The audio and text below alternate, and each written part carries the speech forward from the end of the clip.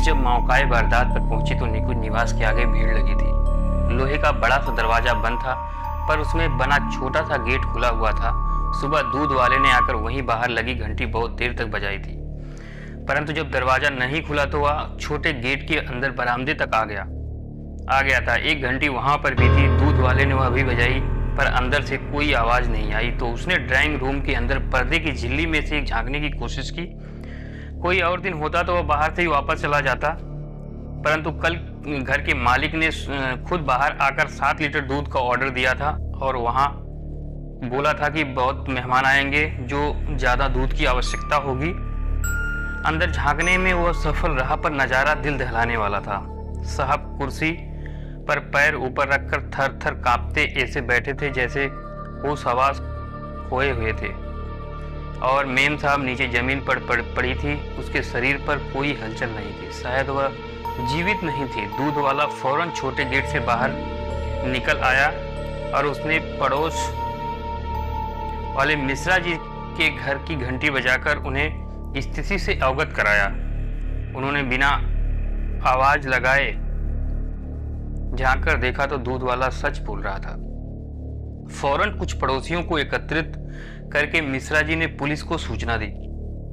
Police के आने तक तो वहीं भारी भीड़ एकत्रित हो चुकी थी। पुलिस के अंदर जाकर दरवाजा जोर जोर से पीटने पर कुछ ही मिनट में दरवाजा खुल गया। पुलिस की पूछताछ में जो सामने आया वह इस प्रकार था कि 6 महीने पूर्व ही राकेश और तारा इस घर को खरीदकर इसमें रहने आए थे। उनकी विवाह को 4 वर्ष हुए थे और अभी कोई संतान नहीं थी। दोनों ही पड़ोस में किसी से बात नहीं करते थे। पड़ोसियों ने प्रारंभ में ही घनिष्ठता बढ़ाने का प्रयास किया, परंतु रूखी सी मुस्कान के अतिरिक्त कोई उत्तर नहीं मिला। सामने पड़ने पर औपचारिक हाय हेलो के अतिरिक्त किसी से बात नहीं होती थी। यह मकान 2 बरस तक बंद रहा था। उससे पहले जो परिवार यहाँ रहता था उसकी युवा बेटी ने आत्महत्या कर ली थी, यही एक कमरे में। उसके बाद वह परिवार यहाँ से कहीं और चला गया था। अंततः कोई इस मकान को खरीदना नहीं चाहता था। ऐसे में राकेश को यह मकान कम दामों में मिल गया था और उसने इसे खरीद लिया था। पड़ोसियों के अनुसार पति पत्नी के संबंध मधुर नहीं थे। लड़ाई झगड़े की आवाज अक्सर ही वहां से आया करती थी। तारा के मृत्यु के बारे में राकेश ठीक से कोई जवाब नहीं दे पा रहा था। उसके गले में निशान थे जिसे पता चल रहा था कि कपड़े से गला घोंटकर उसे मारा गया है, परंतु कपड़ा गायब था। राकेश के अनुसार जब वह सुबह करीब 5:30 बजे पानी पीने उठा तो उसने तारा को इसी तरह पड़े देखा था। उसने हिलाया डुलाया, तब समझ में आया कि वह नहीं रही। पुलिस द्वारा पूछने पर कि मेहमान कौन से आने वाले थे, राकेश का जवाब था दूध वाले से ऐसा बोलने के लिए तारा ने कहा था वह कोई सरप्राइज देना चाहती थी। जैसे ही सूचना मिली दोनों के परिवार भी वहां पहुंच गए। तारा के घर वाले राकेश को कोस रहे थे कि राकेश के घर वाले मानने को तैयार ही नहीं थे कि वह ऐसा कर सकता है। शक की सुइयां हालांकि राकेश की ओर ही जा रही थी, क्योंकि घर में 2 ही लोग थे, राकेश और उसकी पत्नी। केस जल्दी ही सीबीआई के सुपुर्द कर दिया गया। संजय एक जाना माना नाम था। इस तरह के उलझे हुए केस की तह तक पहुंचने में उसकी ही मदद ली जाती थी। जब से केस हाथ में आया लोग केस सुलझने की उम्मीद करने लगे थे। जब तारा की डायरी संजय के हाथ लगी तब राकेश और भी फंसता नजर आया, क्योंकि उसमें रोजाना के झगड़े का जिक्र था। कहीं तारा ने आत्महत्या की बात लिखी थी तो कहीं कुछ और ऐसा ही। हत्या से 2 दिन पहले तो उसने राकेश से जान का खतरा ही लिख दिया था डायरी में। आखिरी पेज पर जब संजय ने यह पढ़ा कि राकेश से 7 लीटर दूध क्यों बोला तो दूध वाले को मेरे क्रियाकर्म पर लोग इकट्ठा होने वाले हैं, तो उसका माथा ठनका। अब शक की गुंजाइश कहाँ बची थी। राकेश से सख्ती से पूछताछ की गई, परंतु उसका कहना यही था कि ऐसा बोलने को तारा ने कहा था। पूछताछ में यह भी सामने आया कि घर में कई दफ़ा अजीब अजीब सी आवाज़ भी सुनाई देती थी जिससे तारा बहुत डर जाती थी। उसे किसी आत्मा के साए की आशंका भी होती थी। राकेश ने बताया कि आवाज़ें तो उसे भी सुनाई देती थी, पर इस बात पर संजय ने विश्वास नहीं किया कि उसने राकेश से पूछा कि इस तारा डायरी में हर बात लिखती थी, तो उसने डायरी में ये बात क्यों नहीं लिखी। इस पर राकेश ने बताया कि तारा को मैंने कभी डायरी लिखते नहीं देखा, वो डायरी लिखती थी, इस पर तो मुझे आपसे पता चला। राकेश ने हैरानी से बोला। संजय ने डायरी निकाल कर राकेश को दिखाई। डायरी पिछले 5 से 6 महीने से लिखी जा रही थी। जब राकेश ने डायरी देखी तब उसने तो डायरी तारा की ही है या मानने से ही इनकार कर दिया था। उसके अनुसार डायरी की लिखावट तारा की नहीं थी। एक बार संजय चकराया, फिर उसने तारा की हैंडराइटिंग दिखाने के लिए कहा। उसने डायरी के अतिरिक्त घर में तारा के हाथ से लिखा हुआ कुछ नहीं मिला। राकेश ने कहा वह सारे काम लैपटॉप और मोबाइल फोन पर करती थी, मैंने उसे घर पर कुछ लिखते कभी देखा नहीं था। संजय ने पूछा, फिर तुम कैसे यह दावा कर सकते हो कि ये राइटिंग उसकी नहीं है? राकेश बोला, क्योंकि शादी से पहले उसने कुछ पत्र मुझे लिखे थे और एक बार हमारी जोरदार लड़ाई हुई थी तो गुस्से में उसने खुद ही सब फाड़ डाले थे। संजय ध्यान से चेहरे को पढ़ रहा था। लिखावट तारा की है यह नहीं, यह साबित करना मुश्किल नहीं था उसके लिए, पर यह राकेश जो कह रहा था उसने क्यों थोड़ी सी भी सच्चाई है। राकेश से आगे कहा, इस डायरी से तो ऐसा लगता है कि हमारे रिश्ते बेहद खराब थे, जबकि ऐसा नहीं है। हम लड़ते बेशक थे, पर प्यार भी एक दूसरे से बहुत करते थे। राकेश ने दिमाग पर जोर डालते हुए कहा, मुझे कुछ याद नहीं आ रहा है। तारा की माँ को भी डायरी दिखाई गई तो उन्होंने भी लिखावट तारा की होने से इनकार किया। आगे की पूछताछ में तारा की माँ से पता चला कि तारा की एक गहरी दोस्त थी जो अक्सर उससे मिलने आया करती थी और तारा उससे बहुत प्रभावित थी। उसका नाम नीलम था, पर तारा का फोन खंगालने पर पता चला कि उस नाम से उसके मोबाइल में कोई नंबर सेव नहीं था। राकेश को उसके बारे में कुछ खास जानकारी नहीं थी। उसे सिर्फ इतना ही पता था कि कुछ महीने पहले उसकी दोस्ती नीलम नाम की किसी लड़की से हुई थी। वह दोनों अक्सर मिलती जुलती थी, परंतु राकेश की उपस्थिति में वह कभी नहीं आई। राकेश ने उसका फोटो तक कभी नहीं देखा था, ना उसने कभी देखने की इच्छा जाहिर की और ना ही तारा ने स्वयं कभी दिखाया था। लेकिन उसने यह अवश्य बताया कि नीलम बाकी लड़कियों से बहुत अलग है। उसे फोटो खिंचवाना पसंद नहीं था।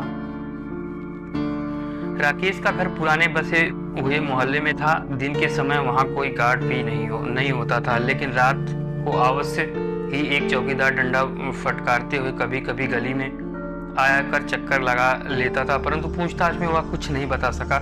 सीसीटीवी कैमरा भी घर के सामने नहीं था। गली के कैमरे की फुटेज में देर रात कोई आता जाता दिखाई भी नहीं दिया। सबक शक बार बार राकेश पर ही जा रहा था, लेकिन नीलम को ढूंढना भी जरूरी था। आखिर खास सहेली थी तो आई क्यों नहीं। सारे शहर में तो एक खबर आग की तरफ फैल चुकी थी। राकेश बार बार डायरी उठाकर लिखावट पहचानने का प्रयास करता रहा। अचानक याद आया, इसी लिखावट तो माया भी थी। माया उसकी पुरानी महिला मित्र थी, परंतु वह निश्चित तौर पर यह बात नहीं कह सकता था। माया से रिश्ता खत्म हुए 5 साल हो गए थे। तारा से बात पक्की होते ही राकेश ने माया के पत्र और उसमें जुड़ी हर निशानी मिटा दी थी, पर उसकी मोती जैसी खूबसूरत लिखावट उसे रह कर याद आ रही थी, जो कि डायरी वाली लिखावट से हूबहू मिलती थी। उसने संजय को बताना उचित समझा। संजय को जैसे ही यह पता चला, उसने फिर से सीसीटीवी फुटेज राकेश को दिखाई। शाम को करीब 5 बजे एक लड़की गली में दिखी। हालांकि उसने अपना चेहरा काफी हद तक ढक रखा था। चाल ढाल से राकेश को वह माया ही लग रही थी। सामने वाली पड़ोसन ने भी पूछताछ में बताया कि उसने कल किसी को आते जाते नहीं देखा था, पर यह फुटेज वाली लड़की अक्सर ही तारा के पास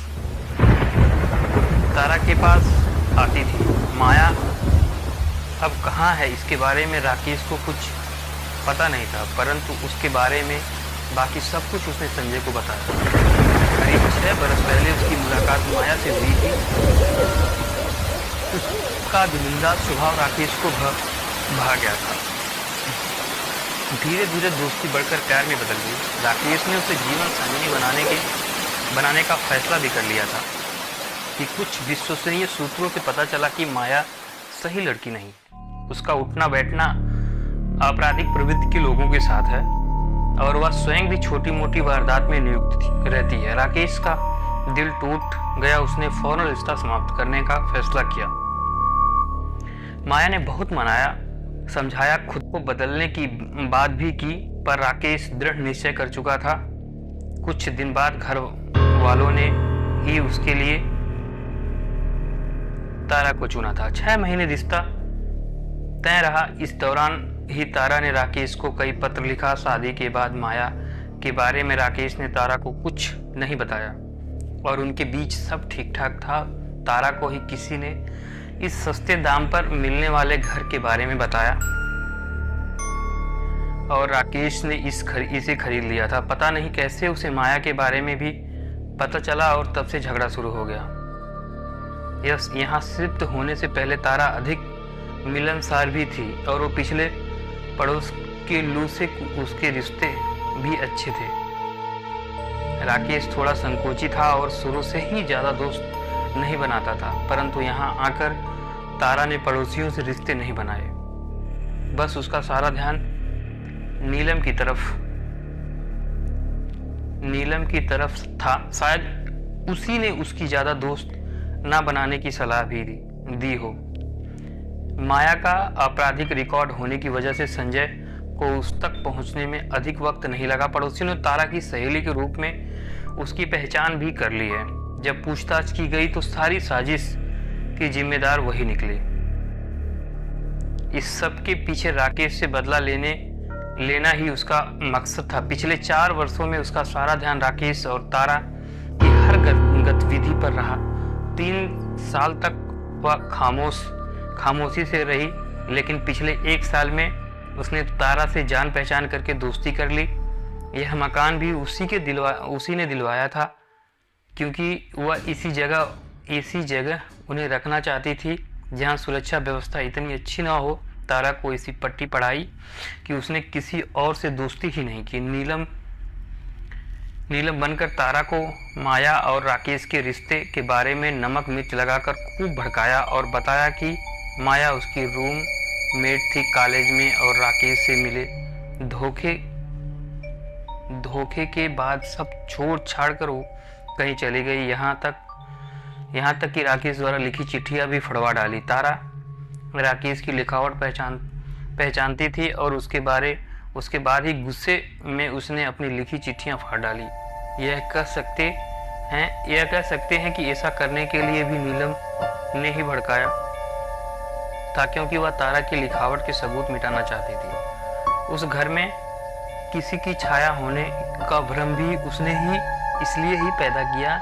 इसके लिए उसने कभी रिकॉर्ड की हुई सांसों की आवाज़ और कुछ अन्य आवाज़ें चलाने का इंतजाम किया था। इस सिलसिले में वह उसकी मददगार भी बन रही थी। दूध वाला 7 लीटर दूध इसलिए लाया था कि भूत भगाने के लिए घर में पूजा रखवाई गई थी और राकेश के लिए यह पूजा सरप्राइज थी। सब कुछ योजनाबद्ध तरीके से किया जा रहा था। एक दिन पहले शाम को राकेश को घर पहुंचने से पहले वह प्रसाद के नाम पर नशीली खीर दे गई थी और खाना खाने के बाद राकेश और तारा ने वह खीर खाई। दोनों गहरी नींद में सो गए। उस दिन वह घर में ही छुपी रही। रात को तारा को खींचकर हॉल में ले आई जिससे राकेश की नींद ना खोले। अपने ही दुपट्टे से उसका गला घोंटकर मोबाइल से सारे सबूत मिटा डाली। मोबाइल फोन से वह नंबर मैसेज सब कुछ डिलीट कर दिया। तारा की दराज में वह डायरी रखी, फिर बाहर आकर सुबह की प्रतीक्षा करने लगी। 5:30 बजे जब राकेश का नशा टूटा तो उसे प्यास लगी। तारा बगल में नहीं थी। उसे लगा वॉशरूम में होगी। पानी लेने वह बाहर आया तो उसकी चीख निकल गई। उसने हिलाकर देखा तो डरकर कुर्सी पर खुद को समेट कर बैठ गया। यह सब माया ने बाहर से देखा था। जब रोशनी के साथ सड़क पर चहल पहल शुरू हो गई तो चुपचाप छोटा गेट खोलकर निकल गई। उसने पूरी कोशिश की थी कि हत्या का इल्जाम में राकेश फंस जाए और सजा पाए, जिससे उसका बदला पूरा हो सके, पर ऐसा नहीं हो सका। बड़े से बड़ा अपराधी भी कोई सबूत छोड़ ही देता है, और वह तो फिर भी उतनी शातिर नहीं थी। संजय जैसा ऑफिसर सामने था जिससे निर्दोष को सजा मिलने से बचा लिया।